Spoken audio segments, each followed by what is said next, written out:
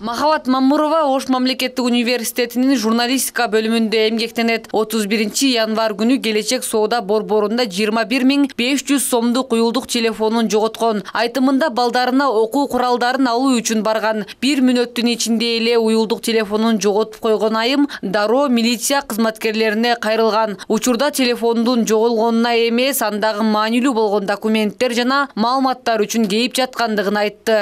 Кайсыл сабаган керек деп чалайын деп телефонумду карадым, чалдым, алдым. Алгандан кийин дагы чоң жолу керекпи, керек эмеспи деп сурайын деп 2 мүнөттүн ичинде мен телефондун чөнтөгүн эле алдырып койдум да. Онлайн сабак болгондуктан телефон бизге чыныгы биздин архивибиз десек жаңылышпайм да. Себеби анын ичинде сентябрдан бери канчалаган группанын тапшырмалары бар эле. Канчалаган группанын кайтарым байланыштары бар эле. Мен мына ошого ичим ачышат да.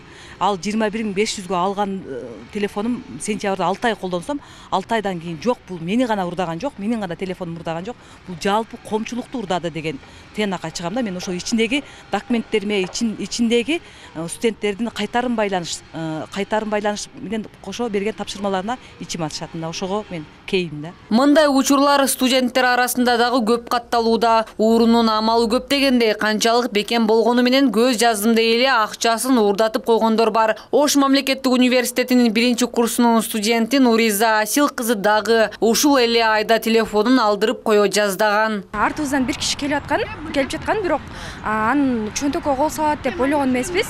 Анан артымдан бир киши чакырып калды, "Эй кыз" деп.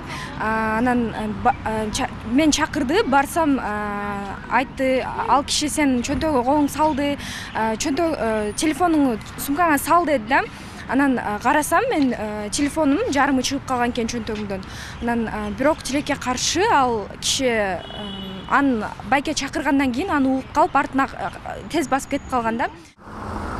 Чөнтөк уурулукка кабылгандар маршрутка жүргүнчүлөрүндө дагы катталат. Анткени адамдар мерчемделген дарекке жетүүгө шашып, көп нерсеге маани бербейт. Бирок маршрутка ичинде жоголгон буюмдарга айдоочулар жооп бербейт. Ошондуктан ар бир жүргүнчү өзүнө сак болуусу керек дейт Махаматжан Мамаджанов.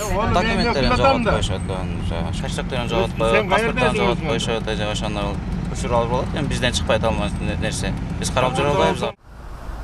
Ош шаардык ички иштер башкармалыгынын басма сөз катчысы Замир Сыдыковдун айтымында, жыл сайын кыш мезгилинде чөнтөк уурулук көп катталат. Анткени бул мезгилде жарандар жылуу кийинип салып жүргөн буюмдарына дагы көп маани бербейт. Бирок чөнтөк уурулары акыркы кездерде биринчи жолу болсо мыйзам негизинде дагы жаза жеңил болуп жаткандыгын да кошумчалады. Негизи бай адам, колунда бар адам троллейбуска, маршруттук таксилерге түшпөйт.